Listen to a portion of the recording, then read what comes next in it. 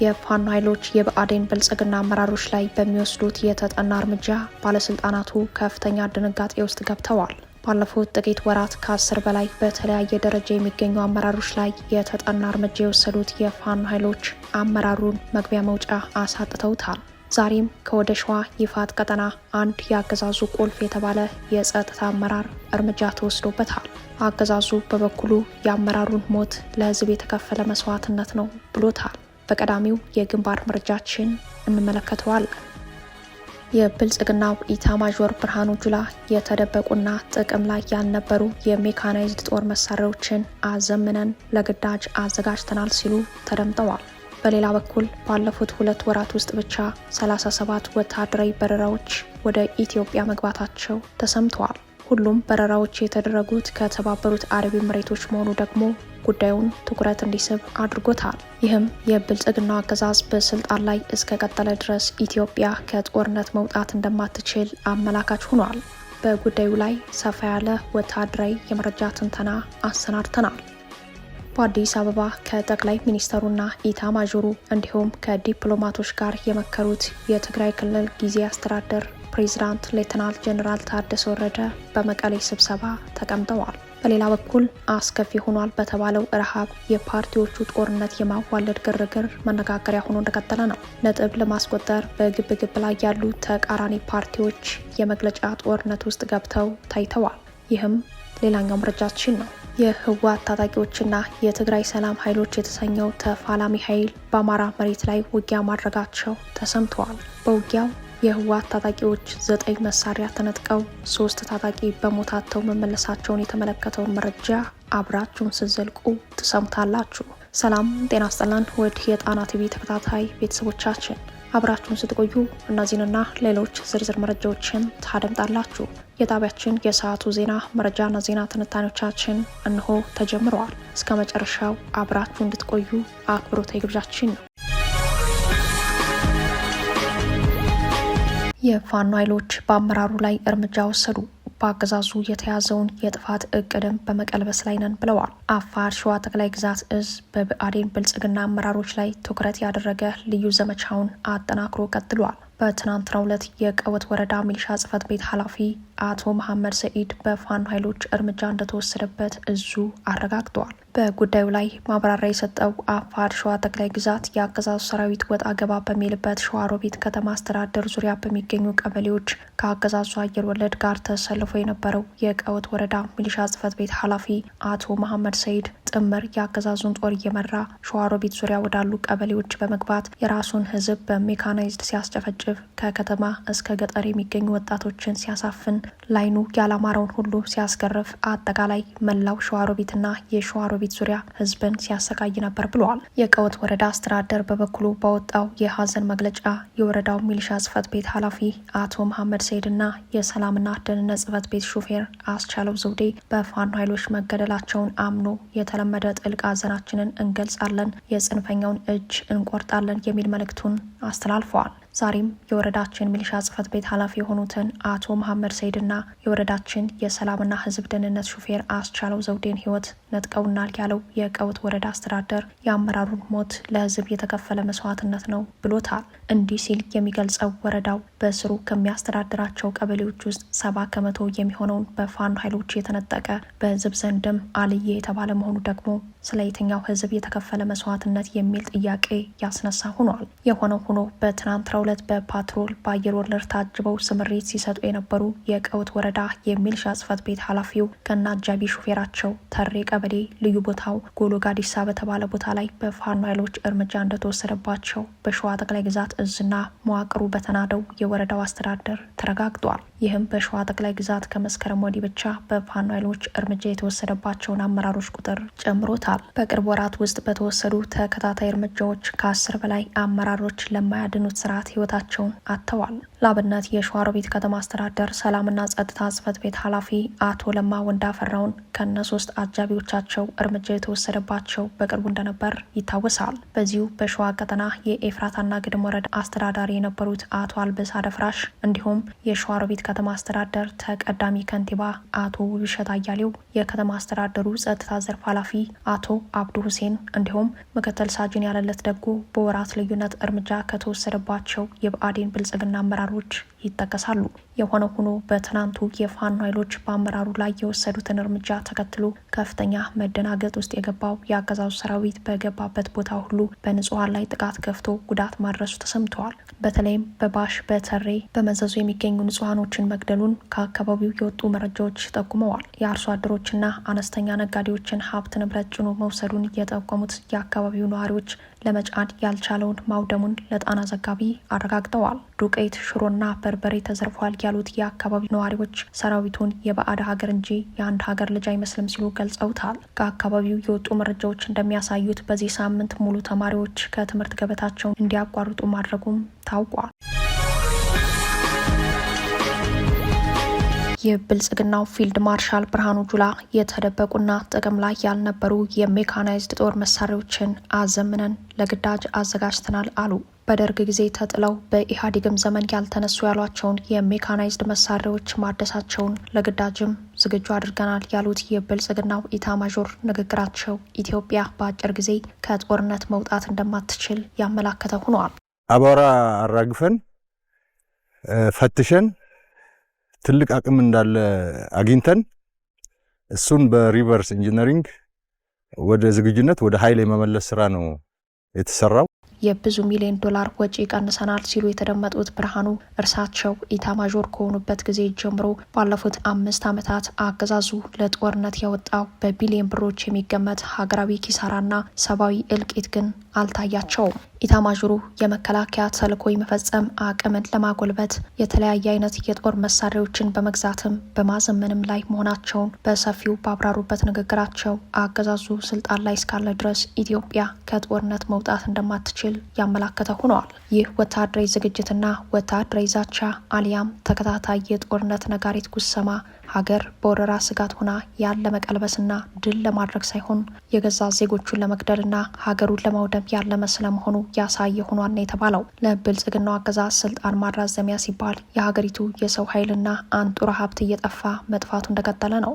ድንበርና ሕዝብ ይጠብቃል የተባለው መከላከያ የስርዓቱ ስልጣን ጠባቂ በመሆን ከሀገር ውስጥ በተጨማሪ ለድንበር ተሻጋሪ ጦርነትም ዝግጅት በማድረግ ላይ መሆኑም ለኢትዮጵያና ኢትዮጵያውያን ተጨማሪ ስጋት ሆኗል። ከዚሁ መረጃ ጋር የተያዘ ሌላኛው ወታደራዊ መረጃችን ይህንኑ ያጠናክርልናል። ይኸውም በ2 ወራት ውስጥ ብቻ 37 ወታደራዊ በረራዎች ወደ ኢትዮጵያ መግባታቸው መነጋገሪያ መሆኑን ይመለከታል። ሁሉም በረራዎች የተደረጉት ከተባበሩት አረብ ኤሚሬቶች መሆኑ ደግሞ ጉዳዩን ትኩረት እንዲስብ አድርጎታል። የተባበሩት አረብ ኤሚሬቶች ሚስጥራዊ ወታደራዊ የአየር በረራ ወደ ኢትዮጵያ ቁጥሩ በፍጥነት በማድረግ ላይ መሆኑን የሚያረጋግጡ የሳተላይት ምስሎች በመውጣት ላይ ናቸው። ባለፉት 4 ወራት ውስጥ ከተባበሩት አረብ ኤሚሬቶች የተነሱ ወታደራዊ የጭነት በረራዎች ወደ ኢትዮጵያ የሚያደርጉትን ጉዞ በከፍተኛ ሁኔታ እየጨመረ መጥቷል የሚሉት የመረጃው ምንጮች በተለይም ባለፉት 2 ወራት የታየው የወታደራዊ በረራ ቁጥሩ የበዛ መሆኑን ገልጸዋል። በጉዳዩ ላይ የምርመራ ዘገባ ይዞ የወጣው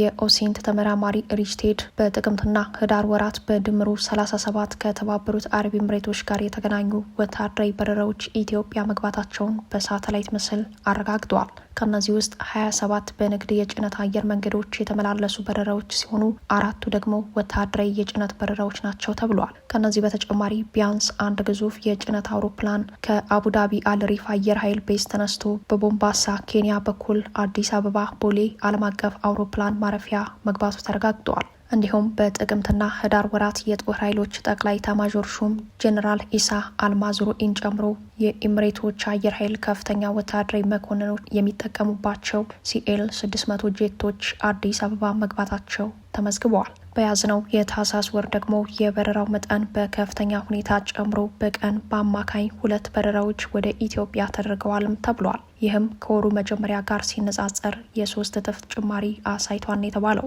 እንደ መረጃ ምንጩ ከሆነ 12 የተነሱ የሳተላይት ምስሎች በደብረ ዘይት ሀረር ሜዳ አየር ኃይል ቤዝ 2 የጭነት አውሮፕላን መኖራቸው ተረጋግጧል።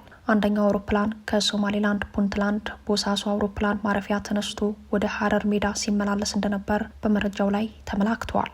ሁለተኛው አውሮፕላን ደግሞ ማዕቀብ የተጣለባት የሩሲያ አየር መንገድ አውሮፕላን ሲሆን ከአቡዳቢዋ ለሪፍ አየር ኃይል ቤዝ ተነስቶ ወደ ኢትዮጵያ እንደበረረ መረጃ ያሳያል። አንድ የጭነት አውሮፕላንም ከአቡዳቢ ተነስቶ በቀጥታ ባህር ዳር አውሮፕላን ማረፊያ ማረፉ ተመዝግበዋል። ይህ በአይነቱ የመጀመሪያው የቀጥታ የጭነት በረራ ሲሆን አውሮፕላኑ የቻይና ሰራሽ ወታደራዊ መሳሪያዎችን ሲያመላልስ እንደነበረ ታውቋል። ከነዚህ በረራዎች በተጨማሪ በሶማሌላንድ በኩል የተደረጉ ሚስጥራዊ ወታደራዊ ጭነቶች መኖራቸው ሰሞነኛ ወታደራዊ መረጃዎች ያሳያሉ።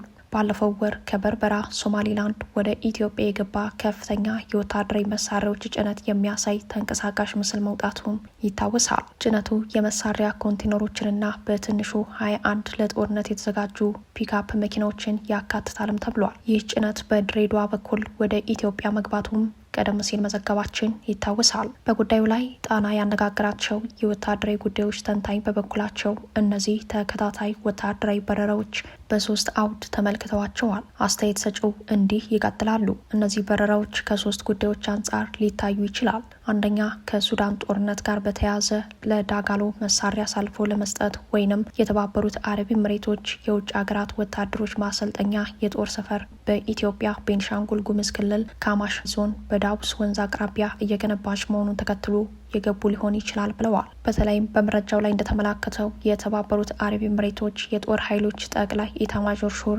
ጄኔራል ኢሳ አል ማዛሩኢን ጨምሮ የኤሚሬቶች አየር ኃይል ከፍተኛ ወታደራዊ መኮንኖች የሚጠቀሙባቸው ሲኤል 600 ጄቶች አዲስ አበባ መግባታቸው ከዚሁ ዓላማ ጋር የተያያዘ ሳይሆን እንዳልቀረ ተንታኞች መላምታቸውን በአንደኛ ደረጃ ያስቀምጣሉ። ሁለተኛው መላምት የብልጽግናው አገዛዝ አሁን በያዘው ስሌት በግንቦቱ ምርጫ ራሱን ህጋዊ መንግስት አድርጎ ከሰየመ በኋላ ወደ ድንበር ተሻጋሪ ጦርነት ሊገባ ይችላል። ከኤርትራ ጋር በማንኛውም ሁኔታ ጦርነት ቢቀሰቀስ በምዕራባውያኑ የጦር መሳሪያ ግዢ ማዕቀብ የሚጣልበት ከሆነ ከዚህ መሰሉ ስጋት ለመዳን ቀደም ብሎ በርካታ የጦር መሳሪያ እያስገባ ሊሆን ይችላል ሲሉ ምልከታቸውን አጋርተውናል። ተንታኙ አክለው ያገዛዙ የጦር አጋር የሆነችው የተባበሩት አረብ ኤሚሬቶች እጅግ የተጋነነ ወታደራዊ በረራ ወደ ኢትዮጵያ ማድረጓ በዚህ መልኩም ሊታይ ይችላል ብለዋል። በሶስተኛ ደረጃ ብልጽግና ከድርድር ይልቅ በኃይል አማራጭ ጦርነቱን በበላይነት እቋጫለሁ በሚል የቀደመ የጦርነት ፖሊሲው ላይ በመጽናት በሀገር ውስጥ ጦርነት ተራዛሚ በሆነ መልኩ ሊቀጥል እንደሚችል በማመን ራሱን በዘመናዊ የጦር መሳሪያ ማጠናከር ላይ አተኩሮ እየሰራ ሊሆን ይችላል ሲሉ የወታደራዊ ጉዳዮች ተንታኙ ለጣና ማብራሪያ ሰጥተዋል። እነዚህ ሶስቱ መላምቶች እኩል ሊሰሩ ይችላሉ ያሉት ተንታኙ በጥቅሉ የብልጽግናው አገዛዝ ከተባበሩት አረብ ኤሚሬቶች የሚያስገባቸው ሚስጥራዊ ወታደራዊ የአየር በረራዎች ቁጥራቸው የጨመረው የጦርነት ዝግጁነት እርምጃ እንደሆነ አመላካሽ ነው ይላሉ። በአዲስ አበባ ከጠቅላይ ሚኒስትሩና ፊልድ ማርሻሉ እንዲሁም ከዲፕሎማቶች ጋር በሰፊው የመከሩት የትግራይ ክልል ጊዜያዊ አስተዳደር ፕሬዚዳንት ጄኔራል ታደሰ ወረደ በመቀሌ ስብሰባ ተቀምጠዋል። በሌላ በኩል በአስከፊው ረሃብ የፓርቲዎቹ ጦርነት የማዋለድ ግርግር መነጋገሪያ ሆኖ እንደቀጠለ ነው። ነጥብ ለማስቆጠር በግብ ግብ ላይ ያሉት ተቃራኒ ፓርቲዎች የመግለጫ ጦርነት ውስጥ ገብተው ታይተዋል። አዲስ አበባ የሰነበቱት ጄኔራል ታደሰ ወረደ የሚመሩት የትግራይ ጊዜያዊ አስተዳደር ካቢኔ በመቀሌ ስብሰባ መቀመጡ ተሰምቷል። የካቢኔው ስብሰባ ዓላማና መወያያ አጀንዳ ለጊዜው ባይታወቅም አንደኛው መወያያ አጀንዳ በትግራይ ተከሰተ ከተባለው የረሃብ አደጋ ጋር የተያያዘ መሆኑ ታውቋል። ህወሓት፣ ስምረት ፓርቲ፣ ሳልሳይ ወያኔ ትግራይና ኢህአፓ በየፊናቸው በተመሳሳይ ጉዳይ በተከታታይ መግለጫ ሰጥተዋል። የፓርቲዎቹ መግለጫና ፖለቲካዊ አንደምታም ተከታዩን ይመስላል። በቀዳሚነት የመግለጫው ይዘት በትግራይ የተከሰተው ረሃብ ላይ ትኩረት ያደርጋል። ከባለፈው መስከረም ወር ጀምሮ እስካሁን ባሉት ጊዜያት ወደ 80 ሰዎች በረሃብ ምክንያት ህይወታቸው አልፏል የሚል በገለልተኛ ወገን ያልተረጋገጠ መረጃ የወጣ ሲሆን በአጠቃላይ ካለፈው ጦርነት ወዲህ እስካሁን ድረስ በቀጠለው ረሃብና ከረሃብ ጋር ተያይዞ በተፈጠረው ችግር ሳቢያ 330 ሰዎች በምግብ እጦትና ተያያዥ ችግሮች መሞታቸው ተገልጿል። በርካቶች በረሃብ ምክንያት እያለቁበት ነው በተባለው የተፈናቃዮች የማቆያ ማዕከል አሁንም ችግር ውስጥ ያሉ ሰዎች ስለመኖራቸው በመዘገብ ላይ ነው። በጉዳዩ ላይ መግለጫ ከሰጡ የፖለቲካ ፓርቲዎች መካከል አንዱ የሆነው ሳልሳይ ወያኔ ትግራይ ህወሓት ከተፈናቃዮች ሳይቀር በማስገደድ ወርሃዊ የፓርቲ መዋጮ እየጠየቀ ነው። መዋጮውን አልሰጥም ያሉት በፕላስቲክ የተሰራ ቤታቸውን አፍርሶ ከመጠለያ ማዕከሉ እንዲባረሩ በማድረግ ላይ ነው ሲል ከሷል። ህወሓት በበኩሉ በሰጠው መግለጫ ትዕግስት ያልቋል፣ ትዕግስትም ቢሆን ልክ አለው ሲል ፎክሯል። በጠቅላይ ሚኒስትሩ አማካሪ አቶ ጌታቸው ረዳ የሚመራው ስምረት ፓርቲ ደግሞ ኋላ ቀሩ ቡድን እያለ የጠራው ህወሓትን ከህዝቡ በፊት የማዳን መዝሙር በሰባይነት በህሊና በስነ ምግባርና በህግ ተቀባይነት የሌለው ሲሆን ህዝባችን በዚህ ጽንሰ ሀሳብ እየሞተ ነው ሲል ከሷል። ኢህአፓ በበኩሉ ለረሃብ የተጋለጡት ተፈናቃዮች ለስልጣን ፈላጊ ኃይሎች የፖለቲካ ቁማር መሆናቸውን በመግለጫው አመላክተዋል። የረሃቡ ጉዳይ ከፓርቲዎች በተጨማሪ የክልሉ ጤና ቢሮና የወረዳው አስተዳደር ውዝግብ ውስጥ ገብተዋል። የክልሉ የጤና ቢሮ የረሃቡን ጉዳይ በተመለከተ በወረዳው አስተዳደር ላይ ቅሬታ አቅርበዋል። የወረዳው ጤና ጽሕፈት ቤት የምግብ እጥረት እይታ አድርጎ የነበረ ቢሆንም ወረዳው የሚያቀርበው ሪፖርትና መሬት ላይ ያለው ልዩነት አለው ሲል ቢሮው መግለጹ ተሰምተዋል። የሆነው ሆኖ በትግራይ ፖለቲካ የጋረደው የንጹሐን ሰቆቃ ስለመቀጠሉ የምስል ማስረጃዎች በመውጣት ላይ ናቸው። ክስተቱን ለፖለቲካ ፍጆታ በተለይም ከረሃብ ጦርነት ይሻላል ለሚል ፕሮፓጋንዳና ቅስቀሳ ከማዋል ይልቅ ሰብአዊነትን ማስቀደም፣ ለረሃብ ተጋላጭ የሆኑ ወገኖችን በፍጥነት መድረስ ይገባል የሚሉ ድምጾች በመሰማት ላይ ናቸው። ፖለቲካው ይነሳ ከተባለም በርካታ ኩንታል ወርቅ የሚመረትበት ምድር የትግራይ እናቶች ስለምን ተራቡ የሚለው ተጠየቅ ቅድሚያ የሚያርፈው ህወሓት ላይ ስለመሆኑ የብዙዎች እምነት ነው። ይህ በእንዲህ እንዳለም ጄኔራል ምግበ ኃይሌ እርሳቸው የሚመሩትን ግንባር ጦር በተጠንቀቅ እንዲቆም ማዘዛቸው ተሰምተዋል። ህወሓት በወልቃይትና ራያ ጦሩን ማንቀሳቀሱንና ወታደራዊ ስምሪት መስጠቱን ተከትሎ በቀጠናው አዲስ ውጥረት በመፈጠር ላይ ነው። ህወሓት ትዕግስት ያልቋል የሚል አነጋጋሪ መግለጫ መስጠቱን ተከትሎ በጠለምትና ወልቃይት በሁለት ግንባር አዳዲስ ወታደራዊ እንቅስቃሴዎችን በማድረግ ላይ ስለመሆኑ ተሰምተዋል። ከወታደራዊ እንቅስቃሴውና ከተጠንቀቅ ትዕዛዙ በፊት የህወሓት ታጣቂዎች ወደ ምስራቅ ጠለምት ዘልቀው በመግባት ከትግራይ የሰላም ኃይሎች ጋር ውጊያ አካሂደው 9 መሳሪያ ተነጥቀው 3 ታጣቂ ኃይል በሞታተው መመለሳቸውን የዘገበው ኢትዮ ፎከስ ኒውስ ነው። በተመሳሳይ 2 የህወሓት ታጣቂዎች አላማጣ ከተማ 04 ተብሎ የሚጠራው አካባቢ ባልታወቀ ኃይል ተገለው መገኘታቸው በህወሓቶች ዘንድ ከፍተኛ ቁጣና ድንጋጤ መፍጠሩ ታውቋል። ታጣቂዎቹ መከላከያ ኮማንድ ፖስቱን እንዲያስረክባቸው በመጠየቅ እንቅስቃሴ ማድረጋቸውን ተከትሎ ተገለዋል ተብሏል። እንዲያም ሆኖ ይህ ዜና እስከተጠናቀረበት ሰዓት ድረስ የህወሓት ታጣቂዎች ገዳይ አልታወቀም። በሌላ በኩል ህወሓት ወደ አላማጣ ተጨማሪ ኃይል በማስገባት ላይ ነው። መሆኒን ጨምሮ ከማዶ ከተማ እስከ አየር ማረፊያ ድረስ ኃይል አንቀሳቅሷል። ይህም በአካባቢው ያለውን ውጥረት ከነበረበት ከፍ አድርጎታል። እንደ ወታደራዊ ምንጮች አሁን በዚህ ሰዓት ራያና ወልቃይት በተመሳሳይ ውጥረት ውስጥ ይገኛሉ። ህወሓት በራያና በወልቃይት ወታደራዊ እንቅስቃሴ በማድረግ ላይ ነው። በተለይም በወልቃይትና ጠለምት ትይዩ ግንባር ጄኔራል ምግበይ ኃይሌ የሚመሩት ግንባር ታጣቂ ኃይሉ በተጠንቀቅ እንዲቆም ማዘዛቸው ታውቋል። በተንቤን ጉያ አካባቢ የሚገኘው አርሚ 60 በተጠንቀቅ እንዲቆም የታዘዘው የተደበቁና የተቀበሩ መሳሪያዎችን ለመውሰድ ሲዘጋጅ መረጃ ያላቸው የትግራይ ሰላም ኃይሎች ተኩስ ቢከፍቱ በእነሱ ላይ ወታደራዊ እርምጃ ለመውሰድና ስኬታማ ኦፕሬሽን ለመፈጸም መሆኑን በወታደራዊ መረጃው ላይ ተመላክተዋል። ከዚህ በተጨማሪም ህወሓት ከደደቢት ወደ ተከዜ ቀጠና ኃይል ማንቀሳቀሱ ውጥረቱን ከፍ አድርጎታል። እንቅስቃሴ ካደረጉት የህወሓት አርሚዎች መካከል አርሚ 11 ኮር 3 በተከዜ ቀጠና ሲሰማራ፣ በጠለምትና ቀጠና የሚገኘው አርሚ 11 ኮር 112 4 ክፍለ ጦር ደግሞ ከደደቢት ወደ ተከዜ እንዲሁም ወደ ጠለምት አቅጣጫ ተንቀሳቅሷል። በአርሚ 11 የጽናትና ቀይ ኮከብ ቤት ማርያም ኃላፊዎች ኦሪየንቴሽን እንደተሰጣቸው በወቅታዊ መረጃ ላይ የተመላከተ ሲሆን በአጠቃላይ አርሚ 11፣ አርሚ 13 እና አርሚ 17 እንዲሁም አርሚ 60 በተጠንቀቅ እንዲቆሙ መታዘዛቸው ተሰምተዋል።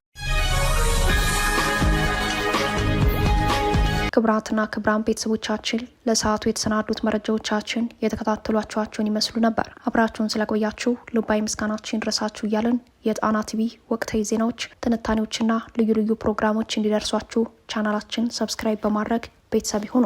በተሳትፎ የትግል ሚዲያው እንዲያጠናክሩ ጥሪያችን እናቀርባለን። ጣና ቲቪ ከሀቅ ጋር